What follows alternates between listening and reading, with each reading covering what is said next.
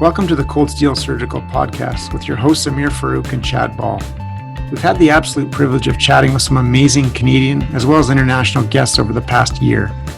While the topics have been broad in range, whether clinical, social, or political, our aims for the podcast continue to remain the same. We hope to inspire discussion, creativity, scholarly research, and career development in all Canadian surgeons. We hope you enjoy our second season as we continue to highlight some incredible guests, deliver detailed masterclass sessions on a myriad of clinical topics, and introduce some fresh new features such as debate and companion formats. We hope you relish the podcast as much as we do.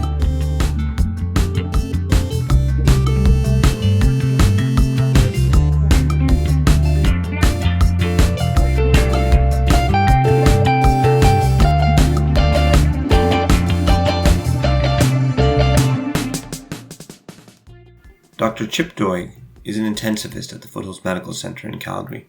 In this episode, we focused on a number of ethical issues in the ICU, from donation after cardiac death to the idea of futility and how to discuss that with patients and their families. Finally, we try to understand how Dr. Doig remains so fresh after all these years as an intensivist. Dr. Doig, it's an absolute pleasure to have you on the podcast. You're truly a mentor for myself for sure, and I'm sure Dr. Ball as well. Is this where I call Chad Grasshopper? Yes, you would. This is exactly the right time. I'm still waxing on and waxing off, but I can't figure out how to stop. Or Padawan. Padawan also works well in this scenario. For the listeners who may not know you, can you tell us a little bit about where you grew up and where you did your training? Absolutely. So I am a first-generation Canadian. My parents came to Canada from England in the 1950s and settled in a small town called Hawarden, Saskatchewan. So if anybody's interested, drop an hour south of Saskatoon, go a little bit west to end up close to a town called Outlook. And from there, they moved into Saskatoon. So I mainly grew up in Saskatoon, but then went to university in Saskatchewan and med school at the U of S in Saskatoon. And I have to say it was a fantastic place to grow up, fantastic place to do med school, and I still have a lot of family that are still in Saskatchewan, even though now I've lived more years in Alberta than I did in Saskatchewan. Still bleed green though, and still cheer for the Rough Riders too. As you should. There's no doubt. I'm curious in terms of your training pathway. Where did you go to medical school and residency and fellowship and so on?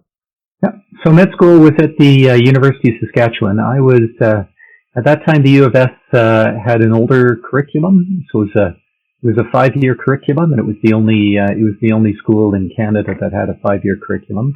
Maybe that was the school for slow learners, but in the history behind it was the 5th year was a full clinical year, and when they converted to a 5th-year program, they were trying to get rid of the internship year, and that actually wasn't successful.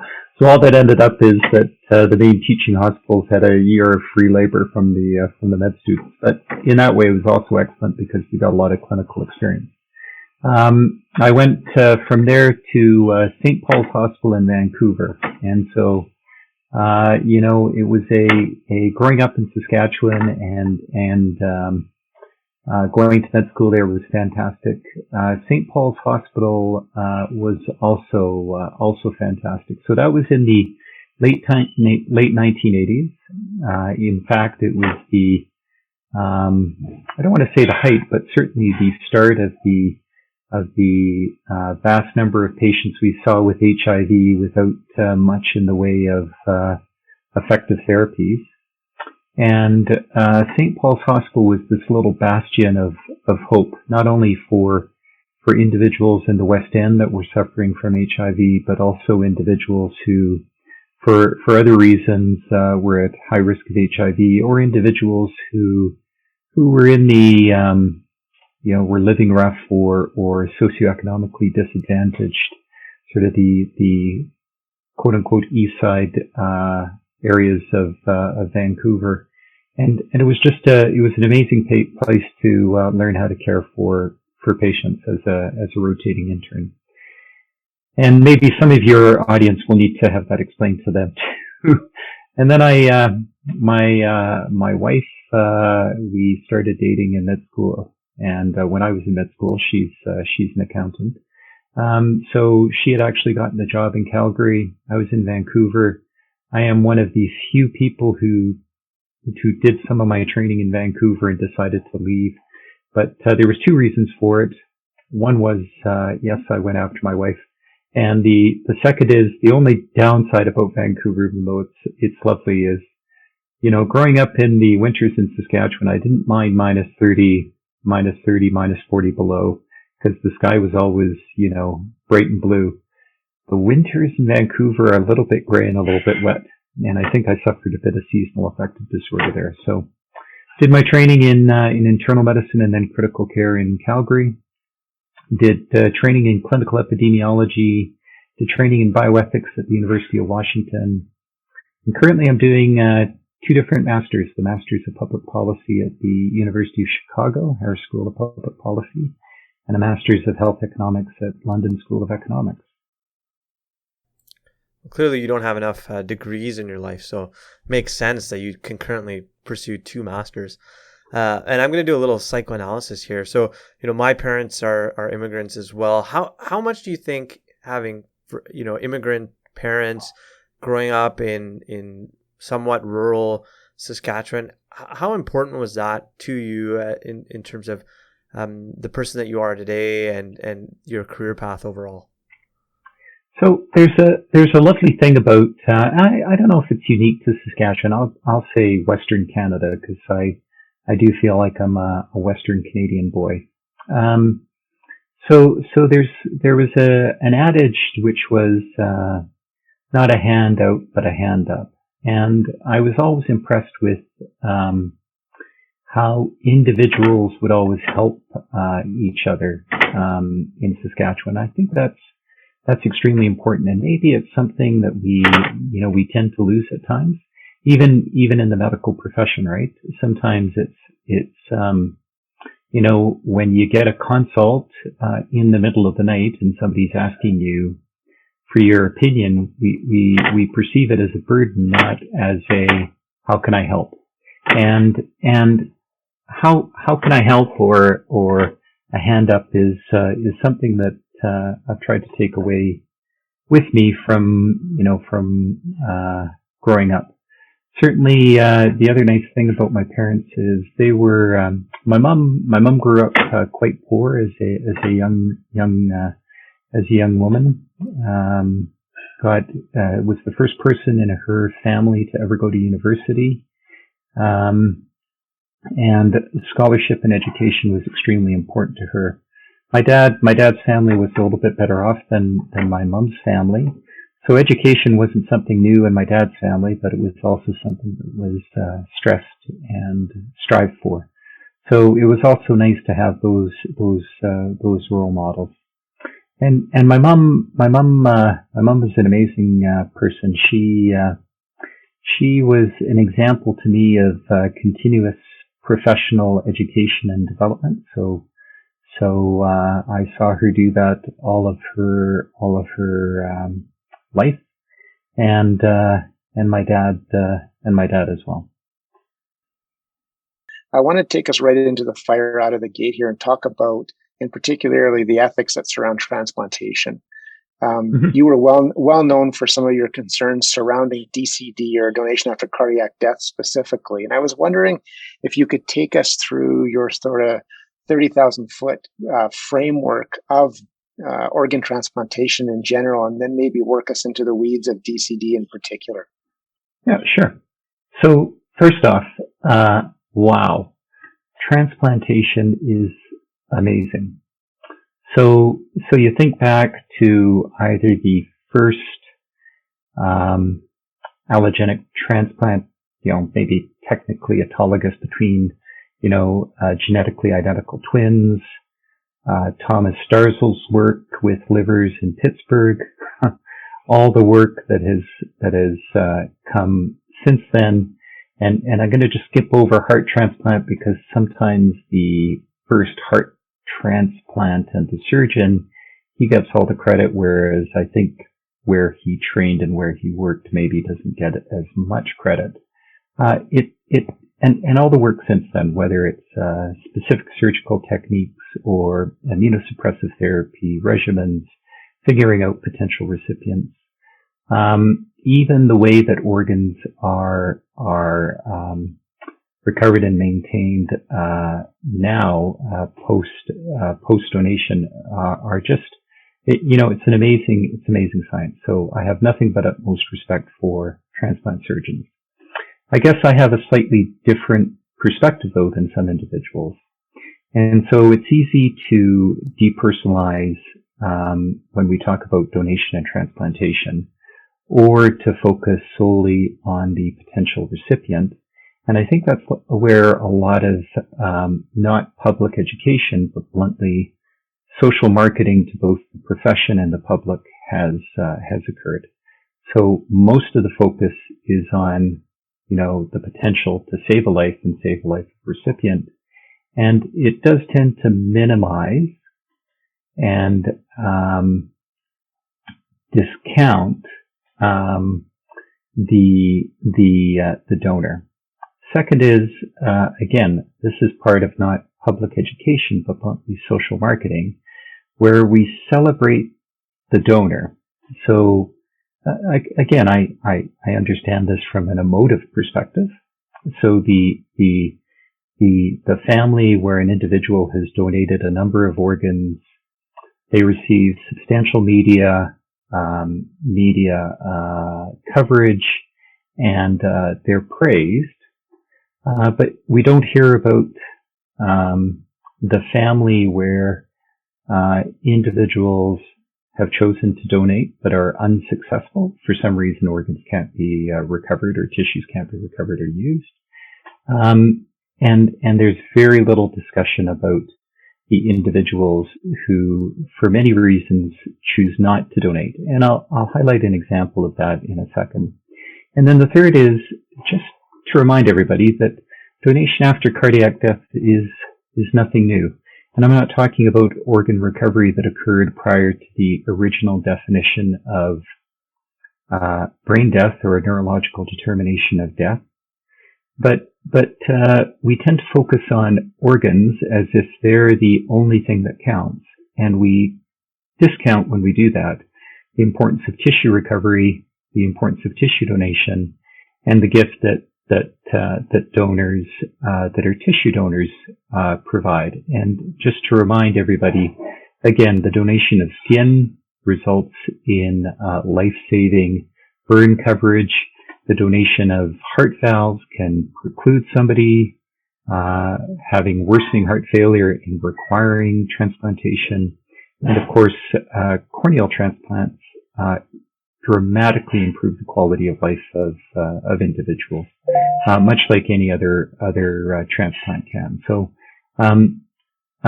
it's not that I'm opposed to TCD, but there are some things to think about. So I'm going to focus for a minute on donors, and donors in two ways.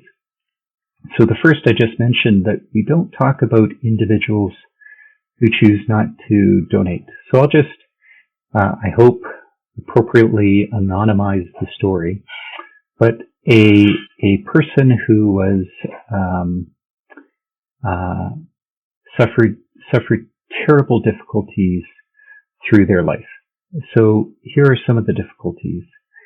Raised in a family where their parents were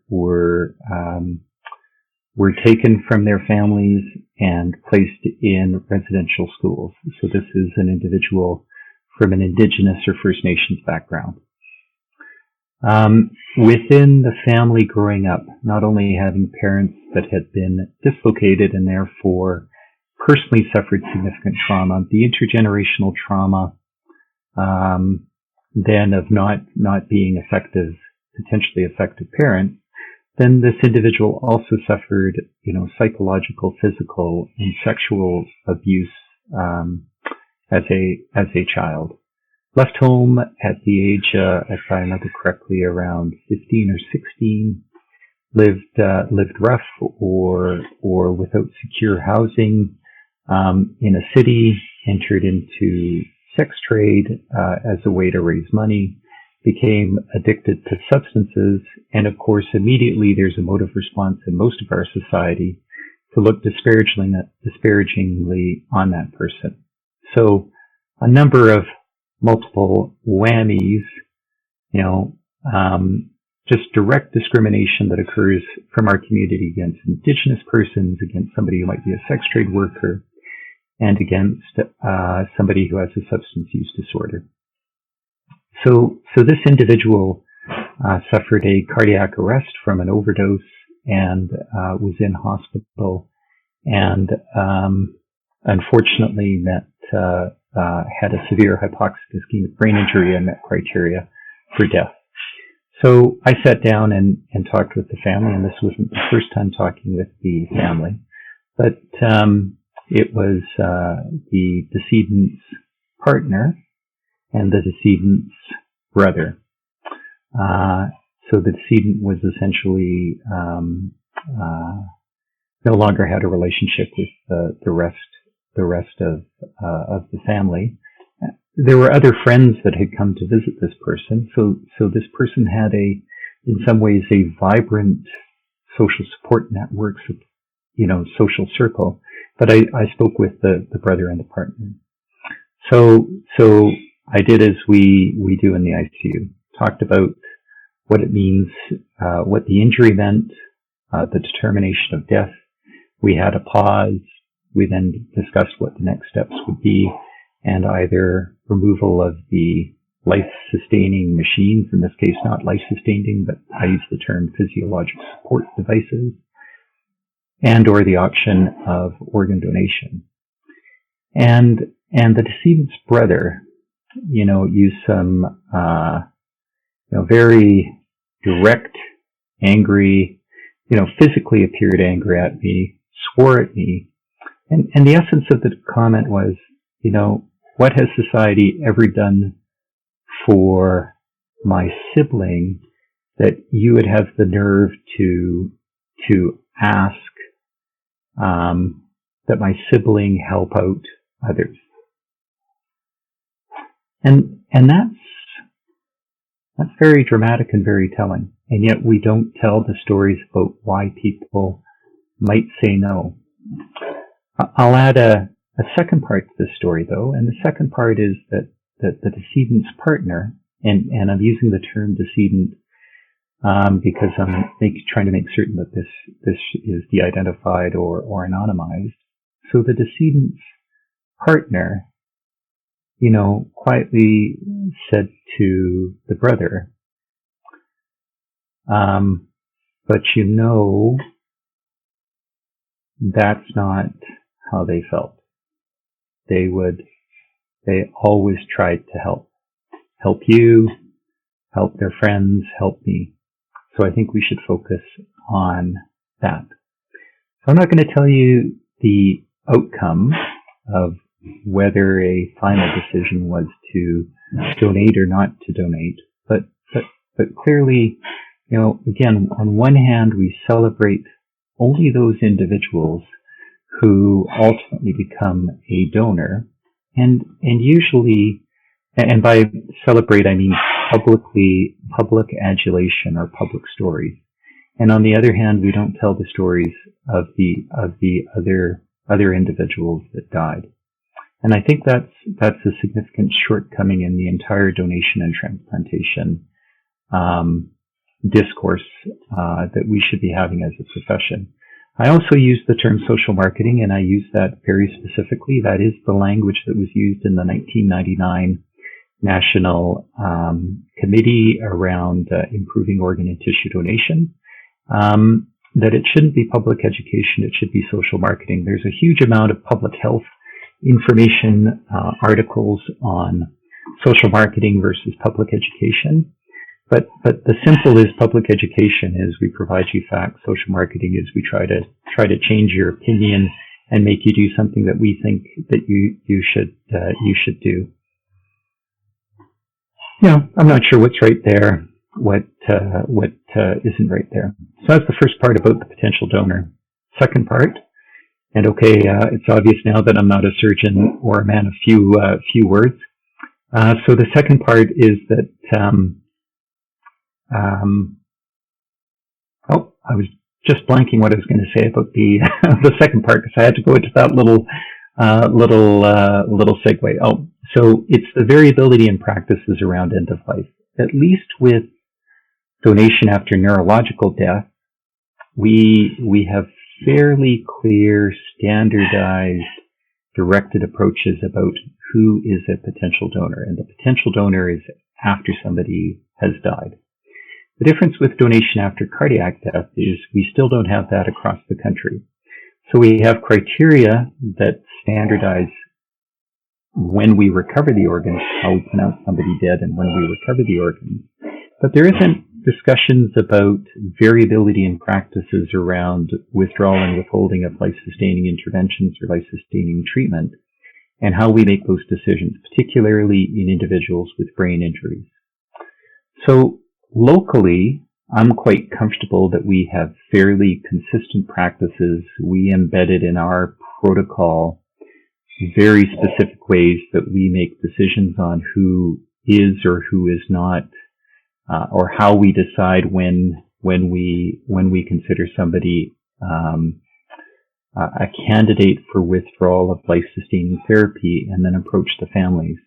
But there is data that is quite variable across jurisdictions, and I think it's a mistake that as a critical care community we haven't resolved that. So I think we can resolve it in each of our own local centers, and that's the way I've been able to approach it within my own frame of reference. But I still admit that I have worries that we haven't done this, nationally across multi-jurisdictions, like across North America, let alone internationally. So I wanted to drill down a little bit on the definition, because you're one of the co-authors on a New England Journal paper that actually looked at the resumption of cardiac activity after withdrawal of life-sustaining measures. And I think fundamentally one of the challenges around DCD is, as you say, making sure that we have a consistent definition. So can you talk a little bit about how you locally have defined DCD and sort of what are the variations across the country, and how does that play out? Yeah, excellent. So first off, a huge amount of credit to three people in particular, and there's always a risk when you identify a few people that you're going to miss people. So there's a huge number of people who deserve credit for the study in the New England Journal. But first off, the lead author, Sunny Dahani. Sunny's out of CHIO in Ottawa. It huge heavy lifting, and an example about how important research is as much about the person leading it as the quality of the work. So Laura Hornby is somebody who's worked with Sunny, worked in the area of organ donation. I think Laura was extremely important. Nathan Scales was extremely important, developing a lot of the software so that we could capture the physiologic data and doing hard analysis. And Sam Shemy, Sam was sort of integral to the work being done. So all credit to those four. Me, I was just an investigator on the steering and writing committee, and trying to do my best. So that work was extremely important, and identifying particular the issue around resumption of the hemodynamic and or the electrical activity in the heart after the withdrawal of life-sustaining intervention is extremely important. So that's what that study was all about. And there were individuals, there's different terms used. So you'd think I should be a surgeon because I love eponyms. So there's something called the Lazarus sign and the Lazarus phenomenon. Lazarus sign is muscular contractions that occur in individuals after they've been determined death by neurological criteria. Lazarus phenomenon is the resumption of cardiopulmonary activity when you've thought that cardiopulmonary activity has ceased. And there was data that suggested that didn't happen. So there's a literature review that said, boy, this is extremely rare. That preceded the DPART and DPICT study, which was the feasibility study leading into DPART.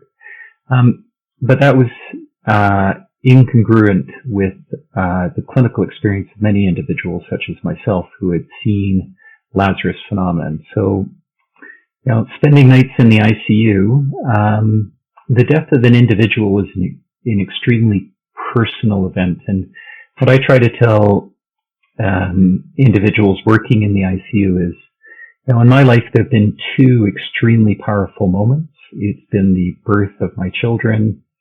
It's been the death of loved ones. And so by virtue of our position, we have the privilege to be either interveners or observers in these two intensely powerful moments in a person and a family's life. So treat that with a great deal of respect and responsibility. And that includes, if we're in the ICU, that, we don't leave an order that just says, disconnect devices, withdraw physiologic support, and we walk away and the family, never sees hide nor hair of us, but actually we're present, with the nurses and with the family. So I've sat at bedsides, either with the nurses outside the room, sometimes family asking me to be with them in the room, and I've seen activity start and stop. So this trial was extremely important because it defined that. And I guess the important thing about this is there was variability in how we said that somebody met cardiac criteria for death. So there was variability across Canada. There was variability in Alberta. Edmonton and Calgary had slightly different definitions for when we said that somebody was dead based on cardiac criteria. What this study provides is some, outstanding evidence that if you wait 5 minutes, with the absence of any hemodynamic forward flow, so any pump activity, then you're not going to have any pump activity return. And so this work is extremely important for helping inform DCD practices. And so, for example, what we've done in Calgary with our definition of cardiac death is we've now harmonized it with the data from DPART. I'll just reflect on my own experience being on the renal transplant team in Calgary, which is a great group of individuals that I got to work with. But I have to say, one of the jarring experiences about being on that rotation and participating in DCDs is, you're sitting in the operating room and you have a monitor that's connected to the monitor down in the ICU, and you're looking at the patient's vital signs. And after the life support measures or physiologic support, as you say, have been withdrawn, and you're looking for parameters that patient has to fall into, as you've outlined, in order for them to be a candidate. And then suddenly there's a mad rush as that patient comes up directly from the ICU in Calgary, which is in the same building, up to the OR, where everyone is standing, dressed, scrubbed, ready to go ahead and retrieve those organs. And so emotionally, it is a strange kind of feeling that you have, where you're essentially hoping that this person dies in the period that you need for them to be able to retrieve their organs. I don't know. Do you think emotionally that somehow feels different to you, and that perhaps plays a little bit into the ethical, decision making around this, especially when you're there with the family and having, spent a lot of time taking care of these patients and talking to their families? Does the emotional side of that play into the ethical decision making when you're thinking about something like DCD? So it is a bit macabre, isn't it? I don't think we should understate this. And I don't think we should understate, even though I provide an ICU perspective, I think your experience is not different than what I've heard from other individuals. And we should find it a bit macabre, because if we don't, in some ways we're depersonalizing the importance of the donation and recovery from that individual or from that family. So it's extremely important. I think it may even be worse in some centers. So many of the centers that I know in Canada practice the withdrawal of the life-sustaining interventions or treatment. So if people are extubated and removed from ventilators, if the vasoactive medications are stopped, those are done outside of the operating room. I'm not sure that that's true in all Canadian centers, but I think it happens in most Canadian centers. But in many other centers that I'm aware of through personal communication with other physicians or reports, it happens in the operating room. So can you imagine being so you're scrubbed and waiting in the operating room as you've described it now, looking at a monitor, and instead you're scrubbed and waiting and the person is immediately in front of you. And I think it's probably beneficial to the recovery team, though I haven't seen any data on this, that there is a little bit of distancing and separation in time when the withdrawal occurs in another setting, because that watch and then suddenly having the body arrive in the operating room, I think that distance allows probably a bit of an emotional or psychological reset. Whereas, if you're pondering and waiting with that person in front of you, and, as soon as the second ticks over the time limit, you start the surgical procedures for recovery, I could imagine that would be more psychologically distressing. Yeah, I agree with you guys, both of you, very much. And it's always interesting to think back to being a fellow and getting on planes and showing up in hospitals you've never been in, and even outside of DCD with standard donation, the variability in the sort of the underlying vibe and structure and process. It's interesting for sure. Dr. Doig, I was hoping to touch on a few other issues with you today that Amir and I had talked about, and I was wondering if we could take it outside of donation and just talk about some general ICU ethical issues that someone of your experience and has experienced and continues to experience. And I wonder in particular if we could start with the scenario where the critical care team's goals and the patient family goals don't necessarily align. I'm curious how you address that, and in particular, how you manage that scenario when you would define the scenario or the situation as potentially medically futile, although I recognize that definition is laced with landmines. Yeah, so Nancy Jecker is responsible with Lawrence Schneiderman and Al Johnson for the seminal paper on futility in the Annals of Internal Medicine, showing either my age or just that I read too many papers around 1996, 2001, in that age, that time interval. Fantastic paper in the Annals of Internal Medicine. She then, I believe with the same co-authors, wrote a book called Wrong Medicine, and also extremely powerful, trying to focus on how do we define futility and then exercise it in a practical way. Of course, many people took exception to that term, even trying to determine what's how to define futility. So arguments about, outcome futility, physiologic futility, the accuracy of making those decisions. So it certainly has been an area that I think anybody practicing in an intensive care unit, physician, nurse, respiratory therapist, social worker, has experienced. It's also extremely fraught with difficulty.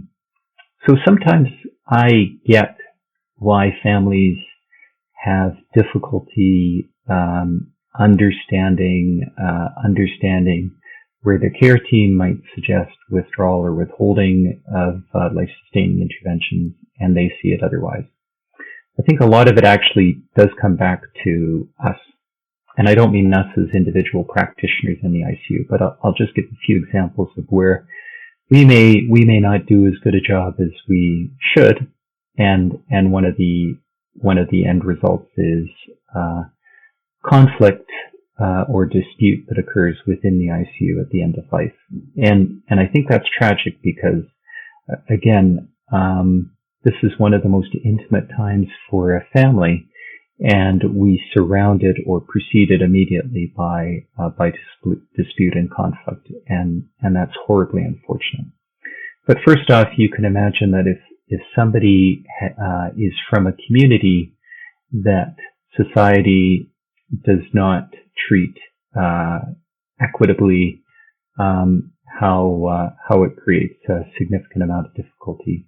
So I'm not going to pull out a particular group within our broader community, but I think there's lots of data to suggest that there remains behaviors within our medical profession that are discriminatory towards different parts of our community.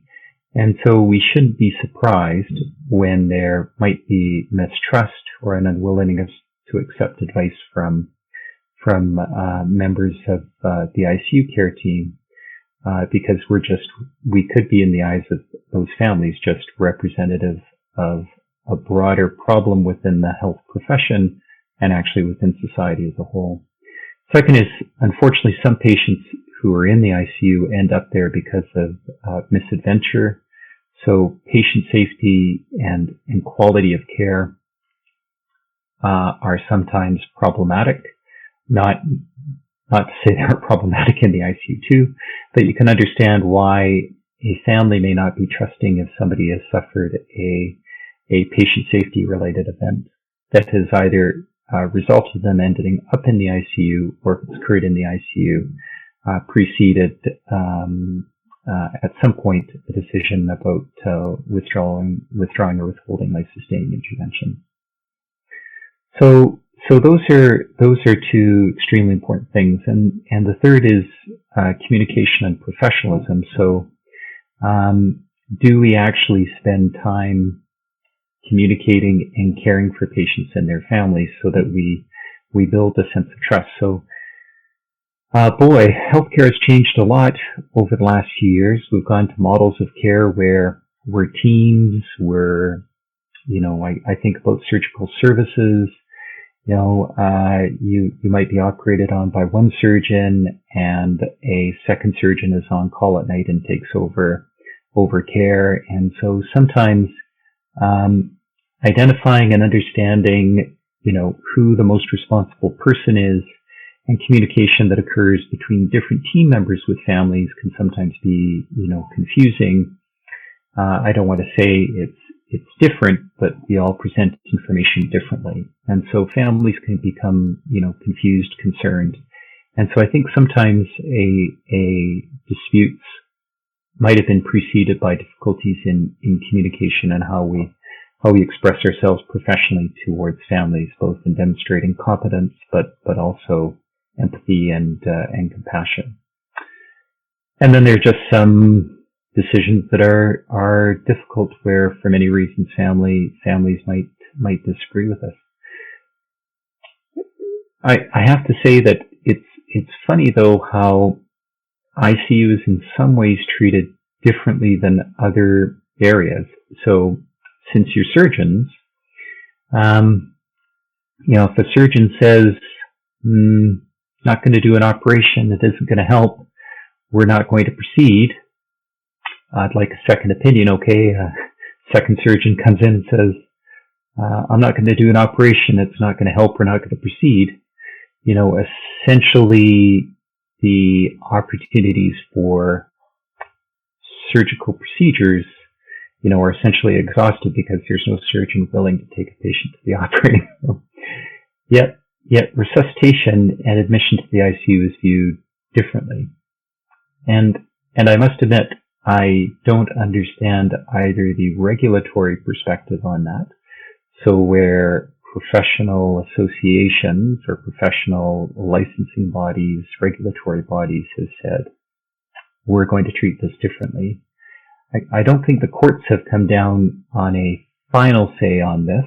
I think the courts treat each case as we do, individually, and I'm not certain there will ever be a clear answer from the courts that can be used.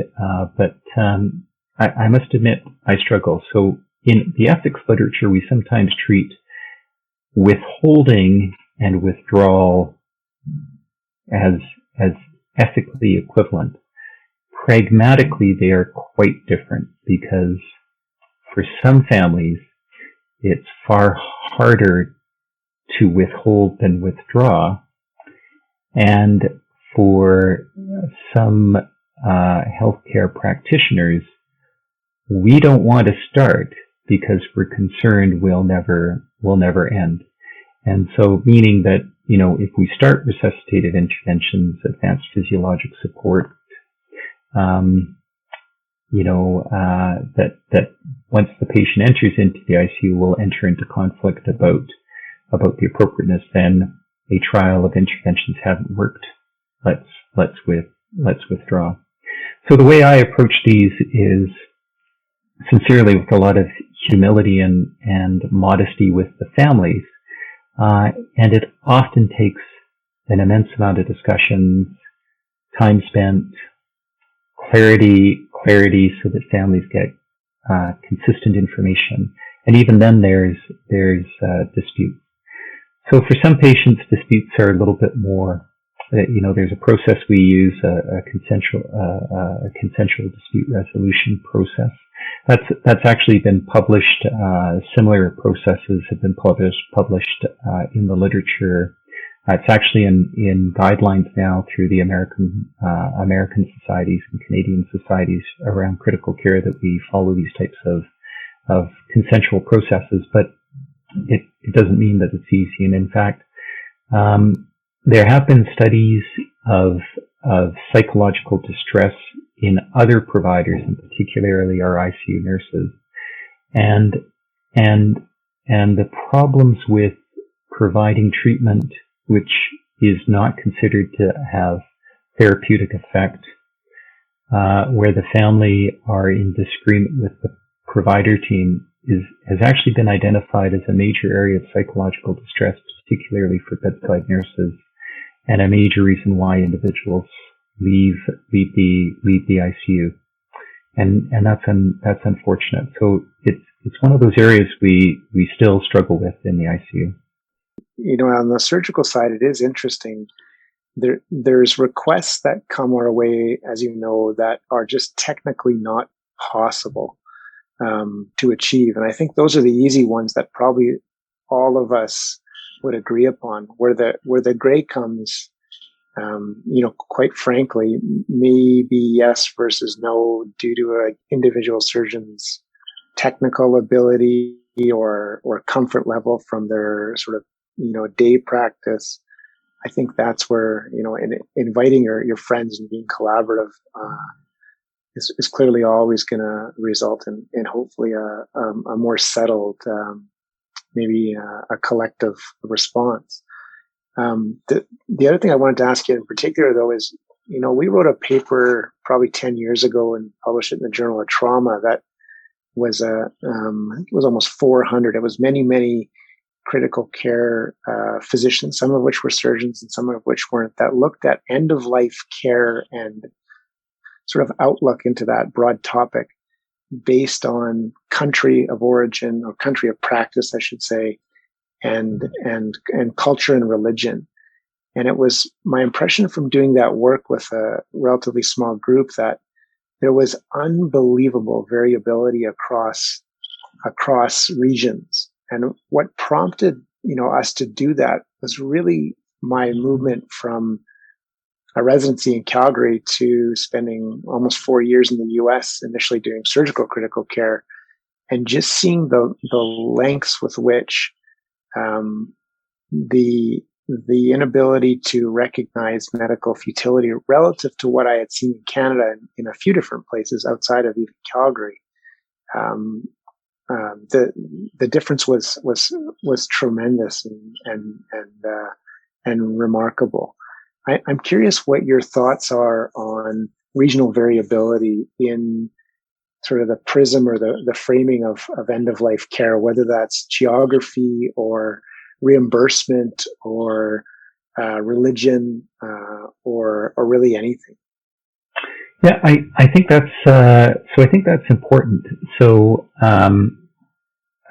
first, reimbursement. So in some centers, in the United States versus Canada, of course, if an individual does have insurance, ICU can be a revenue generating center, for a hospital. So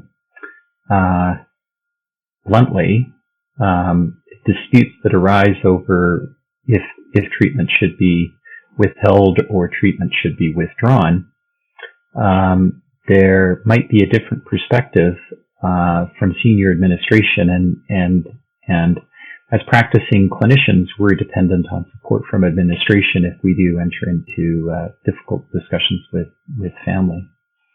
I think there is examples of communities that are systemically disadvantaged, and again, we just think as healthcare professionals that as individuals we are good, we are honest, we have integrity, but I think and even if we're proud of our profession or our hospital and think that way collectively about ourselves as individuals within that larger group, that may not be the experience for the individuals who are receiving care from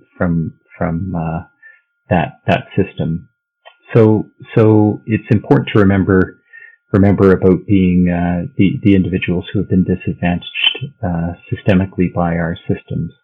So, the third is there is data, though, that there are differences collectively in practices. So there's differences, for example, some literature, Southern Europe versus Western Europe in terms of how life-sustaining interventions are perceived by the community and therefore offered by the health system. Likewise, the language we use around treatment decisions, there's data from countries in Southeast Asia or the Asian Rim, where the language used can be different between regions.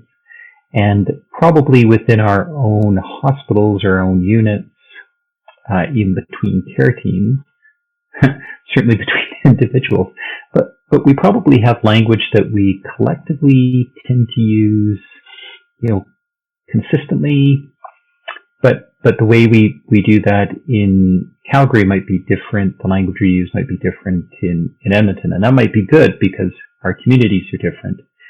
But I don't think we understand how to necessarily how to approach these discussions where there is conflict. So there's been some fantastic work around end-of-life care. So Darren Heeland, critical care physician from Queen's University, Kingston, did a fantastic amount of this work with the Canadian Critical Care Trials Group. So credit to Darren for a lot of this. So some of the things that we should do, how we discuss things with family are understood, but there are some things that probably, when there is dispute and conflict, we haven't investigated the language you use as well under those circumstances. COVID and the last year has been such a different time in all of our lives. And it's really brought to the forefront a lot of the issues around ICU care and essentially the resource limitations and sometimes the decision making that goes around that related to COVID-19. And I'm curious if this whole experience has perhaps changed the way you think about the role that you have in the ICU in the broader medical context, and B, if things have changed perhaps subtly in terms of how patients and their families view the ICU and perhaps approach that end of life discussion. I guess I've lived through a few different times in our society where the general public and the healthcare system have been scared. So I remember back in the late 80s, as the spread of HIV became significant to our communities, first some quite offensive language that was used. So, for example, in some circles it was called the gay plague, and that wasn't different than how some people use the term, the Kong flu, and the discrimination that Asian Canadians now face, from the type of language used. So, and I remember in St. Paul's, it's actually a little bit of a funny anecdote. We would admit 12 to 15 patients on the medicine team each night, and we had patients that were hoteled or stayed in the emergency department, and our goal was always to have our patients out of the emergency department on the floor before the start of our next night on call. And when I came to Calgary, so one of my first nights on call, I sent the clinical clerk down to do the admission, and I got paged by the emerge doc, quite livid and upset, about an hour and a half later, and I'm like, what's the issue? And he's like, well, you guys decided to admit this patient, and we have a 2-hour limit that once the patient's been decided to be admitted, they have to leave the emergency department within 2 hours. And I'm like, wow, this is totally different than, in Vancouver. So, the other thing that I've experienced is, SARS. And though we didn't have cases of SARS in Calgary in the early 2000s, we prepared for accepting patients. H1N1 in 2009 or 2010, and then of course with the concern about hemorrhagic fevers, quote unquote Ebola, we had to be prepared for hemorrhagic fevers in 2016, and so. But if I go back to HIV, there was talk about the healthcare system collapsing under the weight of patients who had HIV. There was fear about spread within the hospitals from it, and the lived reality after a while was quite different than what was communicated in the lay media. And how it was sometimes portrayed. And so I credit with St. Paul's as a hospital for teaching these. So I remember our senior sister, who was the senior hospital administrator, coming around at night when I was on call, asking me how I was doing, were we coping, more or less saying, don't worry, we've got this. And that's how I was sort of, initially trained. And yet, if I went home and I read the newspaper, the system was collapsing. And I don't think the experience at St. Paul's was different than, for example, at St. Mike's in Toronto. So now I look at our experience with COVID, And so COVID has been terrible in many ways. So first off, it has certainly affected a vulnerable part of our community, our seniors. And I don't think our general public health measures were actually well focused on specific protection of our most vulnerable in our community. So we saw, widespread masking, social distancing, those interventions. I'm not certain that they were particularly well targeted and well directed to preventing spread of infections within our long-term care facilities and those particularly over age 75 who were initially affected and died. Certainly, as it spread through younger individuals, and I will point out with those individuals, for a lot of them we provided care in situ. So they might have come to hospital, or if they came to hospital, they were cared for outside the intensive care unit. So in the early phases of the spread of the infection in Canada, I don't think the ICUs were particularly hard hit. But there was a lot of fear, for sure. There was a lot of fear about total number of patients we might have to manage, but there was also fear about spread to providers. And I think some of the information that we heard from other jurisdictions, for example, from Italy, probably did us a bit of disservice in caring for the community, and also how we responded in general within the community. Sort of from November through December, January, we've seen a lot of individuals who have been primarily in the age range of 50 to 70. Most of them have some chronic health conditions, the two most common being hypertension or diabetes, obesity or an increased BMI. How we characterize that, so is that a chronic health condition or not? That's also the other major risk factor. So those individuals in the ICU, in one way, were no different than other patients that we typically see in the ICU. So acute lung injury, fairly what our expertise is, managing physiologic support devices, supporting abnormal physiology while things improve. I actually think that was relatively straightforward.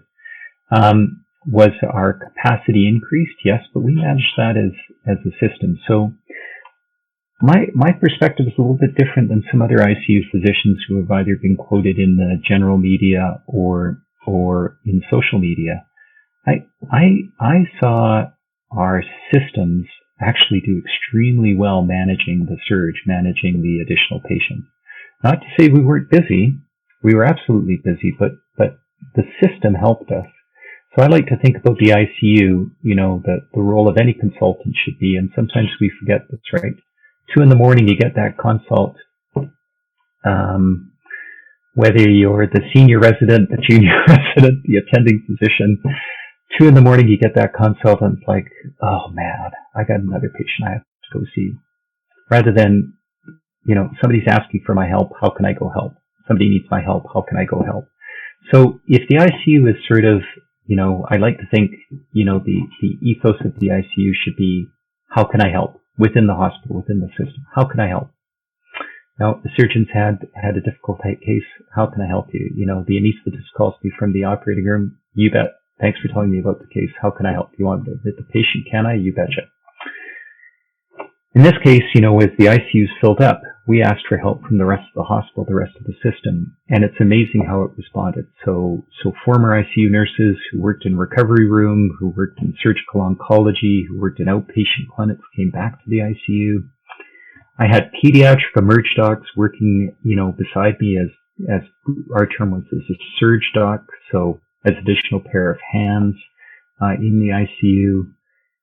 We impacted care to other patients in the system by shutting down surgical services. I'd like to think that in some places we really tried to keep the system working as effectively as possible.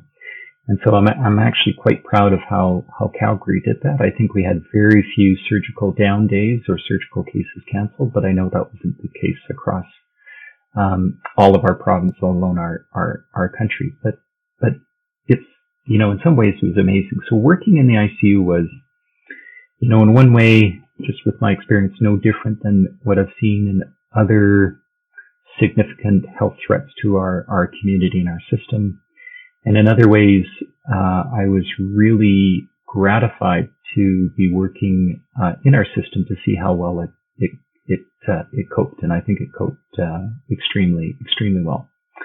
There is one thing I worry about, though, and there's a significant amount of data available in lots of public websites around mortality during the COVID pandemic, and so the term excess deaths are used. So these are the observed deaths over a time period above the expected deaths. And that's usually calculated using a standardized numbers, so per 10,000, per 100,000.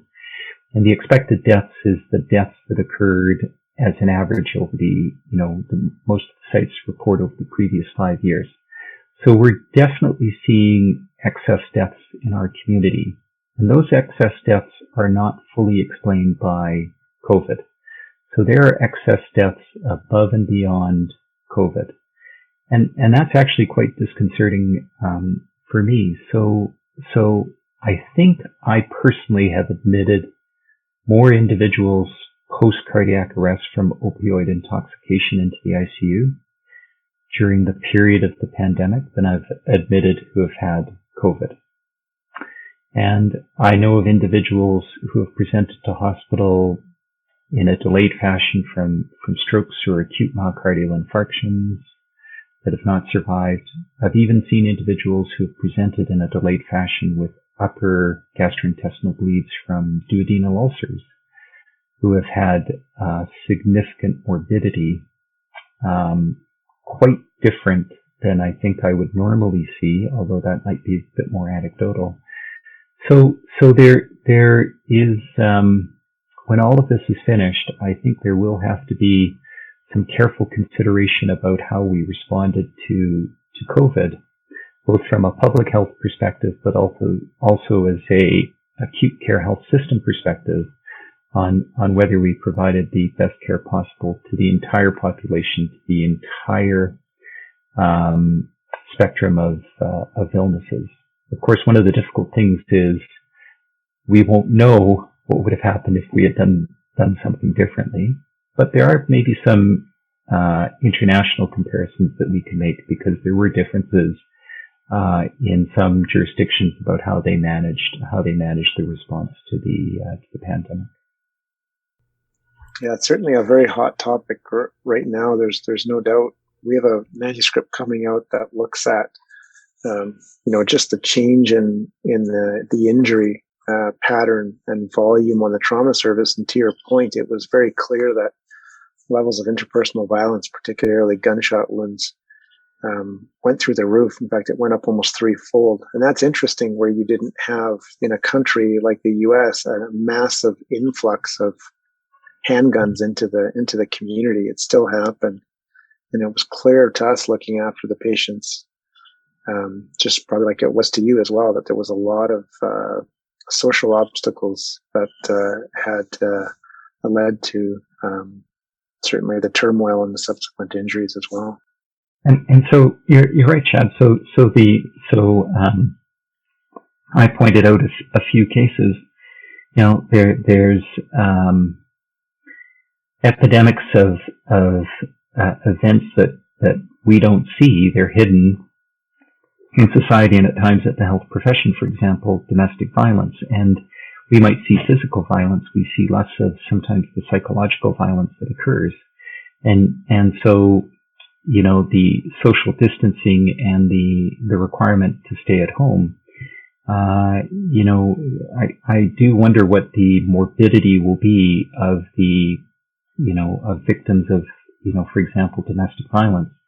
The expenditures, so I think $383 billion is our federal deficit, and of course that stimulus spending was to maintain our GDP. So, boy, I might have numbers wrong, but if our GDP is about 1,500 billion, we spent about 20% of our GDP as a single deficit in a year, and that's huge. And so, thinking from a economics, not just a pure outcomes perspective of our health system, will we be able to say that how we manage this, did we manage it efficiently and effectively? So effectively, did we actually improve outcomes?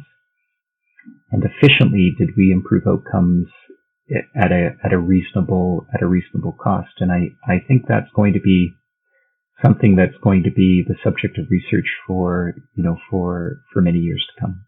Dr. Doig, we've touched on a lot of topics, and we're mindful of your time, but we wanted to touch on just two more before we let you go. The first is something we could probably talk about for hours, and I think you and I probably have. But you've mentioned a few times the research world with which you have come up in, and that you still participate heavily in.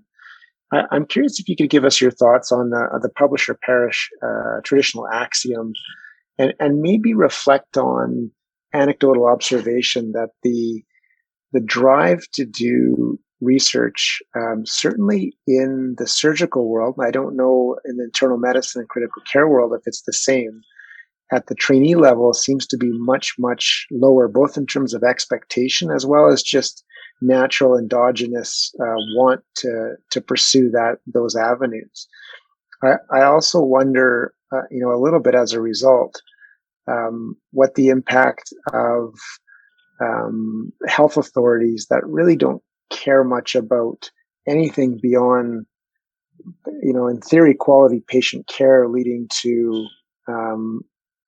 popular opinions surrounding healthcare in general that are directed towards a government.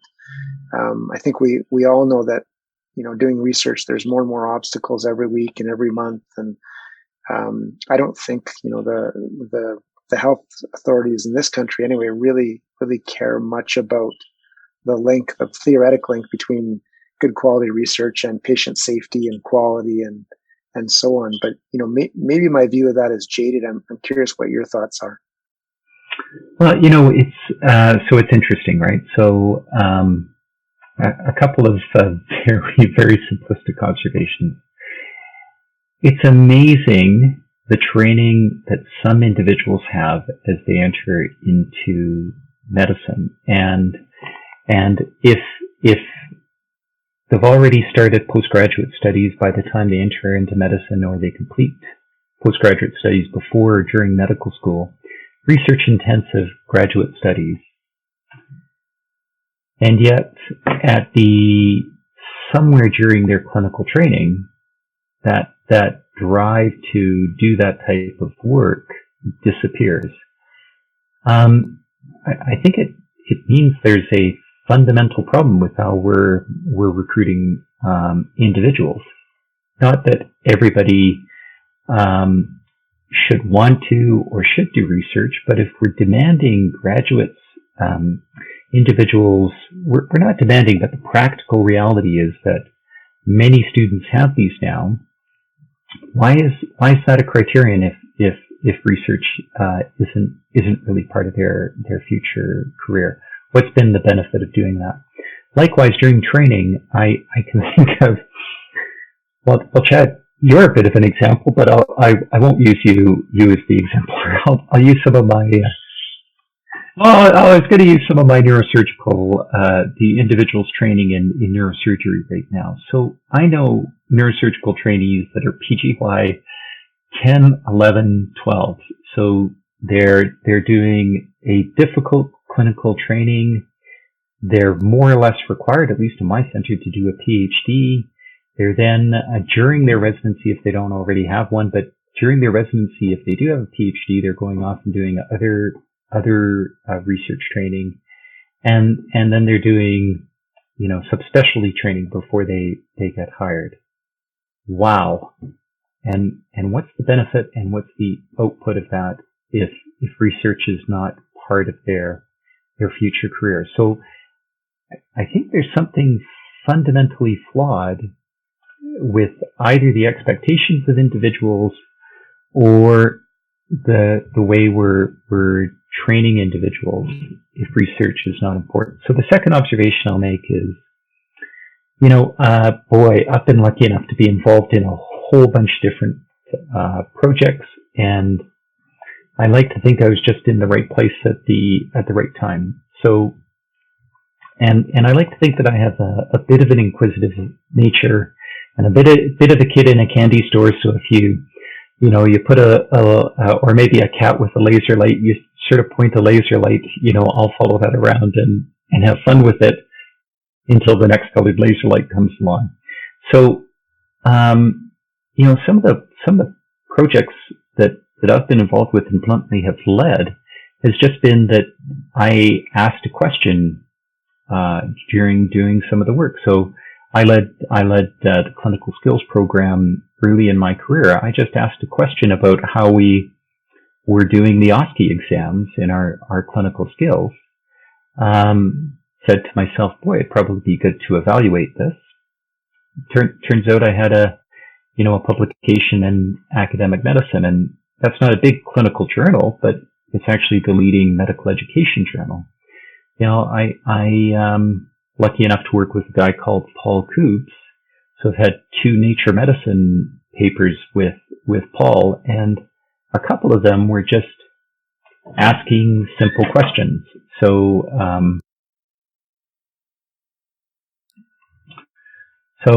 asking simple questions. So the thing is that I've been very fortunate interacting with individuals. On a clinical side, it's extremely gratifying to care for an individual. I mentioned earlier the privilege of caring, for somebody and the responsibility that goes with that.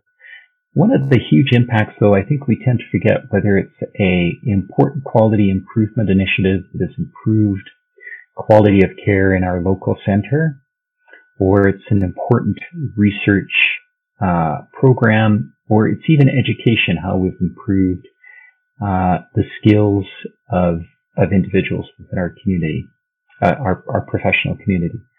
So when you do that work well, and the results are valid, and you publish that work, whereas our direct care might improve a singular individual, we actually have the opportunity to improve the care for a larger percentage.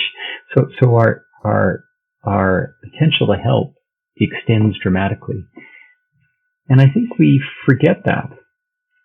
And so I view research as part of our professional responsibility, because if we've figured out a better way to do things, isn't it important that we communicate that and share our experience with others? Unfortunately, I think what's happened with research, though, on the negative side is sometimes we've focused on research productivity or research excellence at the sacrifice of clinical productivity or clinical excellence.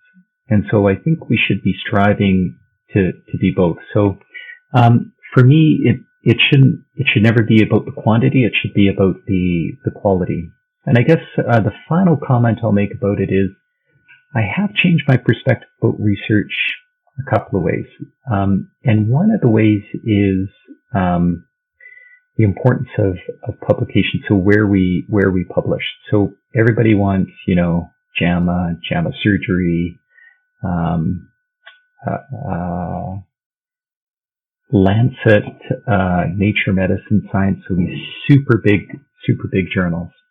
So the first is, I had an individual who I consider to be not only Canada's, but probably the world's leading critical care researcher, Deborah Cook. So Deborah's at McMaster.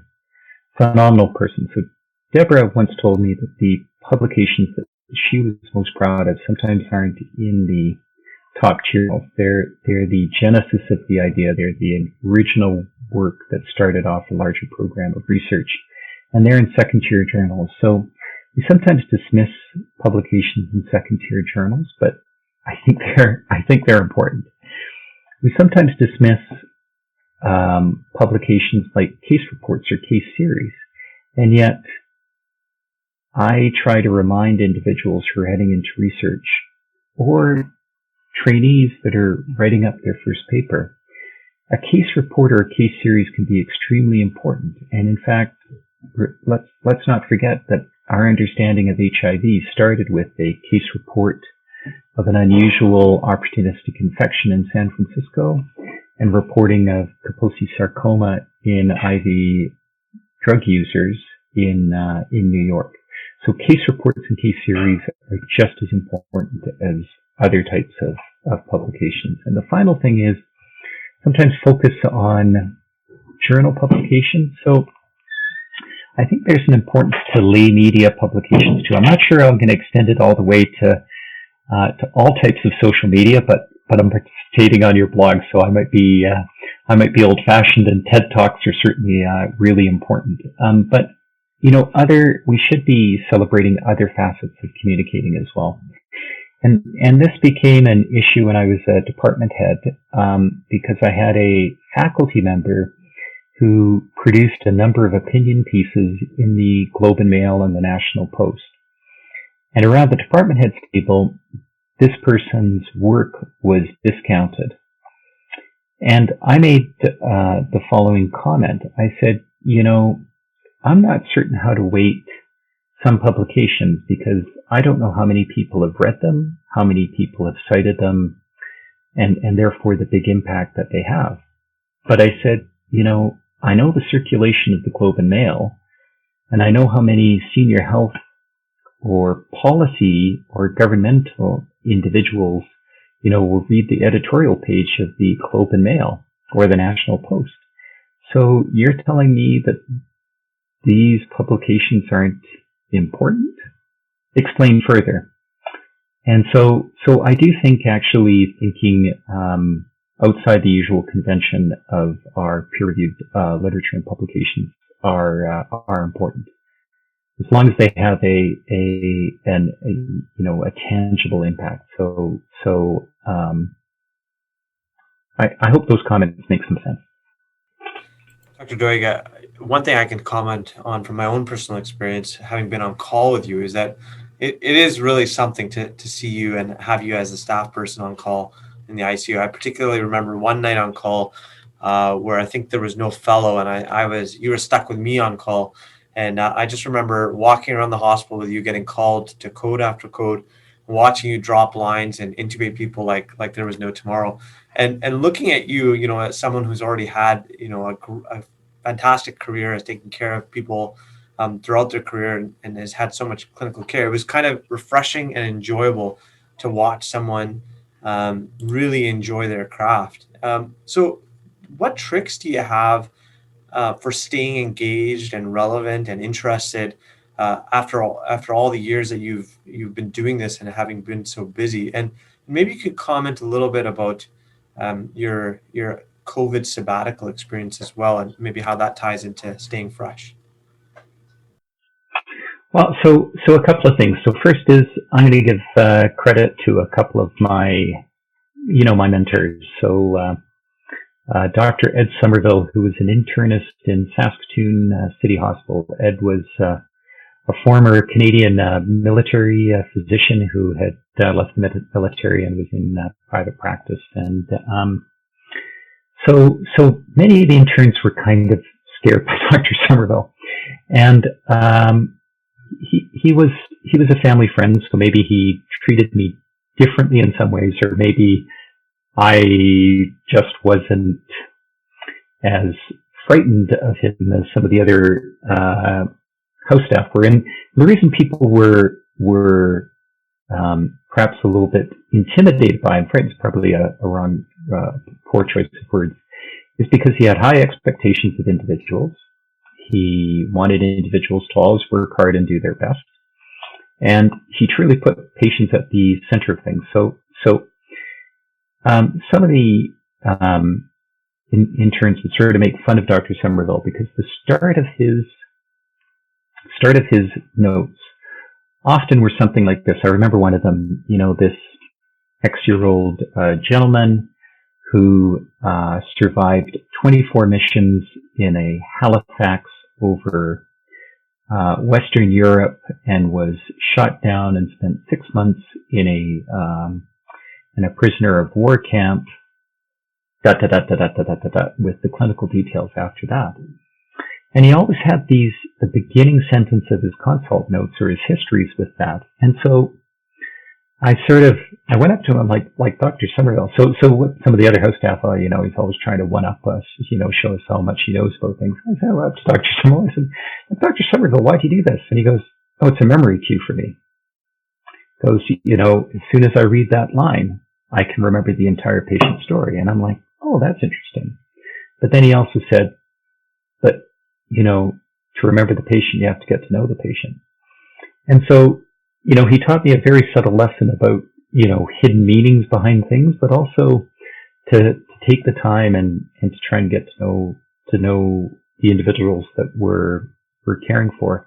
And, he was actually a little bit, not that he would ever show that he was offended, but, he knew some of the comments of the other host staff, and he was maybe he wasn't offended. I think he was sometimes disappointed with those comments.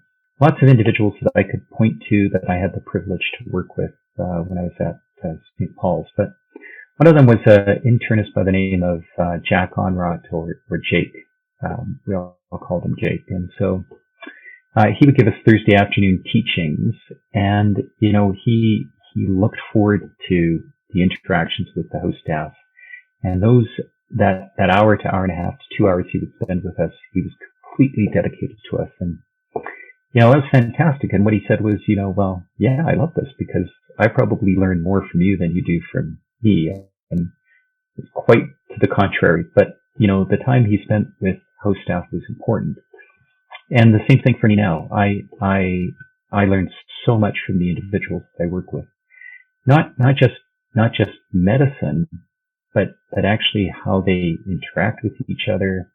I grew up in a generation where, you had to be, the expectation was that, you'd carry a load, you'd do it yourself, you'd work hard, all those sort of things, and I probably, I'm a very social person in many ways, but how I see individuals work together as teams isn't something, even though I work in the ICU as a team and I've played sports on a team and I know how important teamwork is. I learned so much from other host staff, team-wise. Final thing I learned from Jake though was, I remember as on the medical service, I admitted this gentleman. He was living rough, or was socially, economically, housing disadvantaged, east side of Vancouver, had an alcohol use disorder. He was First Nations from one of the Haida communities, and so he was admitted, unfortunately, with alcoholic hepatitis. And I admitted him. He was on my medical team.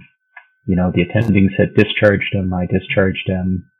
And we had a follow-up clinic, and, we booked him into the follow-up clinic. Never expected him to show up. And so the day of his follow-up clinic came, and, Jake paged me, and he's like, "Where are you?" And I'm like, up on the floors. He said, "Well, your patient's here. Get down here now." And I could tell from his tone of his voice, he was like annoyed at me. And it was more than just being annoyed at being late for an appointment. So I came down, and the patient was there, and Jake grilled me. He was sort of like, "What was the patient's medical problem? Did you think the patient needed to be discharged? You discharged the patient though. What were you telling me you didn't think? Oh, so your attending said discharge him, so you discharged him. So you just follow, did you question your attending?" And it was sort of, so two things. So first is, he made me admit the patient back to hospital as a private patient under him. And I cared for him on top of my other duties. And then when he was discharged from hospital a couple of weeks later, I had to see him in follow-up clinic and follow him in Jake's follow-up clinic as my private patient. And when I was on obstetrics, I went down to the internal medicine clinic to follow this patient. Got to know him really well. He was a gifted artist. Again, a victim of many things historically, such as a survivor of the residential school system, socially dislocated from his family, terribly injured during his time at school. So anyways, I looked after him for about 6 months in the follow-up clinic, and I showed up one day and he wasn't there. And like, I was quite worried about him. And so on the weekend, on my day off, I actually, went looking for him. I walked around east part of Vancouver looking for him because I was kind of worried about him because, he had made such a huge, profound impact for me. Couldn't find him. He never came back to the clinic, never saw him again. And I was actually quite emotionally distraught by that. And Jake took me aside and sort of said, listen, for 6 months, you probably provided more care for that individual than he's had in his entire career. So, celebrate that you made a difference for a short time in that person's life. And so, working with, younger physicians, I do try to remember, the advice that individuals who helped train me gave me along the way. And I try to reciprocate that, that caring is important. One of the things I'll often say is one of a minor teaching point is, what's the most important word in intensive care unit? And it's care.